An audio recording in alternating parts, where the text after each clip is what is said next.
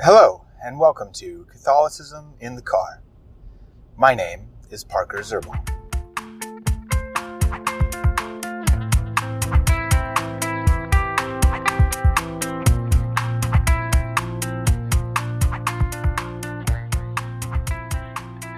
Alrighty, I want to continue our conversation on social issues, and we are going to be discussing the Catholic Church's view on the beginnings of life. So the Catholic Church believes that a human person is alive from the point of their conception until their natural death. And of course, we believe one would have a supernatural form of life beyond then, where God, as we've talked about before, where God, by a miracle, preserves the form of the body, aka the soul. He preserves it apart from the body after death, unto the new, the resurrection to new life at the second coming, and the creation of the new heavens and the new earth. So life begins at conception, and that doesn't even include. That's not just humans. That includes all biological organisms, insofar as they are conceived. At their conception is when their life begins. Their individual, autonomous human life begins at conception. Now, I mentioned last time that the Church has come to this understanding. That might strike people as interesting. And this is because, really, the Church was waiting on the science. Before we had, really good technology, microscopes, etc., we didn't know exactly when life began. We had a pretty good idea of, human fetuses from, a myriad of tragic things that would happen, and people could end up doing autopsies on pregnant women, or on maybe a miscarried baby in the womb. So we had a good idea about the physical development of a child in the womb. Really, throughout human history, we've had a fairly good idea of this. But where we didn't know is like the very beginnings. When I don't know, maybe the child is smaller than can be seen by the naked eye, right? So even if you were able to obtain the body of that child, what certain people would call, simply a group of cells, it may not be discernible to the human eye, and especially not discernible amongst, all the other bits of tissue that would need to be extracted in order to extract the tissue of a child that young during an autopsy, let's say. So theologians and philosophers in the Church have posited many theories about this throughout history, and the way they usually would talk about it is in regards to the quickening.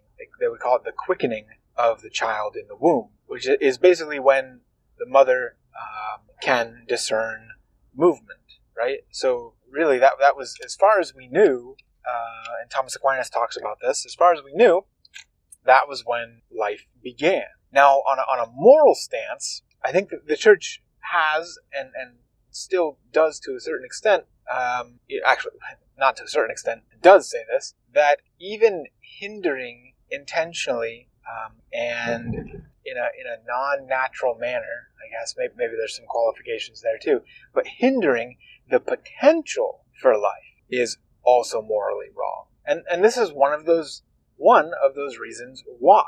Because even in the past, before we had a good understanding of the science of being able to determine exactly when conception is, right? We were basically working off of the science of Galen, and then further scientists after that. Galen was an ancient Greek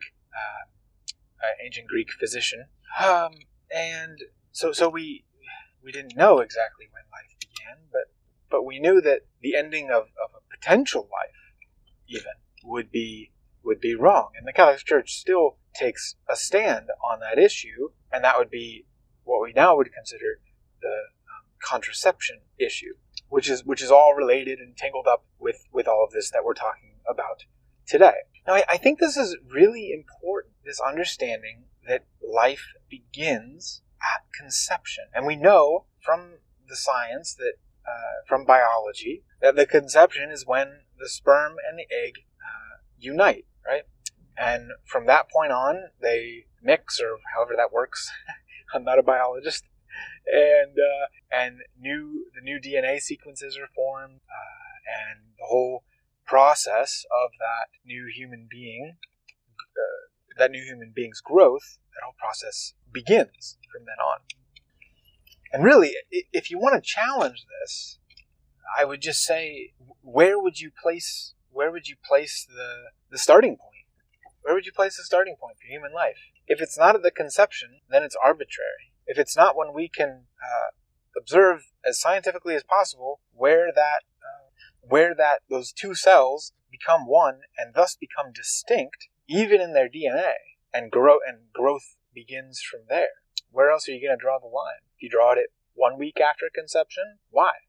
There's no reason. It's arbitrary. If you draw it at 2 weeks, 3 weeks, 6 months, there's people that have been advocating for drawing the line after birth, I've heard up to 2 years, right? They'll say this isn't a human person up to 2 years of age. And I'm sure there's even some who will say it's not a human person until they have reached the age of reason, until they're able to think rationally, which is quite a grim disposition to have, I would say. So we have to draw the line somewhere, and it can't just be arbitrary, especially if we're going to make laws about it. We need reasons to back it up about when the life begins. And a lot of people will try to obfuscate this issue by talking about, the life of the mother and the circumstances and all these sorts of things. And yes, those are incredibly important. The church does not ignore those. Actually, it has an incredible sympathy towards them, so much so that the church and the pro-life movement, really as a whole,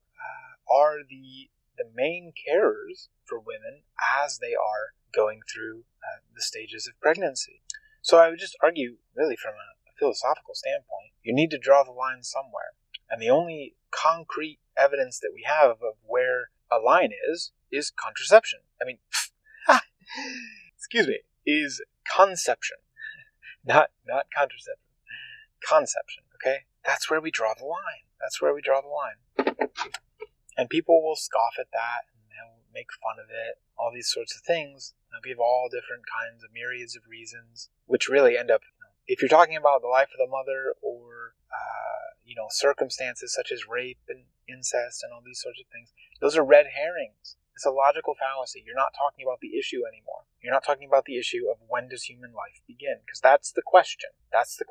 When does human life begin? Another question I guess you could throw on top of that is, if something is a human being and has life, is it therefore a human person? And then we would have to ask, what makes a human person as distinct from human life? And I don't see any way of doing that isn't arbitrary, unless you want to start saying it begins when the person has rationality, in which case anyone with any sort of disability, Down syndrome, whatever you might say, who doesn't have rational capacity, well, at least in severe Down syndrome, we wouldn't consider they have a rational capacity, then they're not a human person, and you can do whatever you would like to them. That's a dreary world to live in. And not that that's an argument necessarily against it, but I don't think people want to go down that road. I don't think you want to go down that road. If you're trying to be logically consistent and not just rhetorically persuasive or appealing to emotions all the time, if you're trying to be logically consistent and you're trying to build an actual argument for your position, I don't see how you can argue that the beginning of someone being a human person is other than the beginning of their human life, which is at conception. Again, with both of those issues, the beginning of human life, and then if you divide it into also the additional issue of the beginning of the human person, you have to draw the line somewhere, and the only actual concrete moment is conception. Otherwise, it's a continuum. It's a continuum of growth, of even the age of reason. You can't pinpoint when that happens. Some kids, it's probably as early as 4, and then some, if you have a disability, it could be never, or it could be much later in life, 20s, 30s, whatever it might be.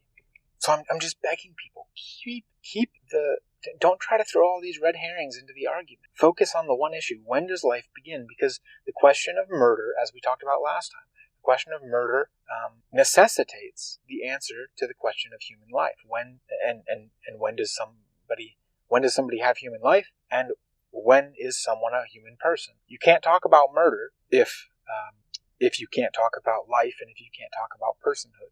So I think we'll stop there for now. This was a good discussion upon these very beginning of life issues, I keep saying that. The conception issue, right? When does human life begin? The church says at conception, because of the science, because of the biology, that we have no other way of knowing, because of this murky gradient of how human life goes from there on, of saying in a non-arbitrary way that any other point is when human life begins and when human personhood begins. It boggles me that people don't understand this line of reasoning. It's quite clear. And if you try to argue to the opposite, you're arguing from arbitrariness. Anyway, I think I've made my point. So next time we will talk about these issues a little further, and I hope that helps. Oh, real quick, please feel free to subscribe to any of my podcasts on any of the podcast players. Find me on YouTube. Please subscribe. Like me on Facebook, like the Catholicism Car channel on Facebook, Twitter, Instagram. We're all there, Catholicism Car. And then I also have a Patreon account if you wish to support what I do at this podcast and this YouTube channel. And you can also support us on Anchor.fm. There's a support button there you click on. I also have links to all this on my website's support page at www.catholicisminthecar.com.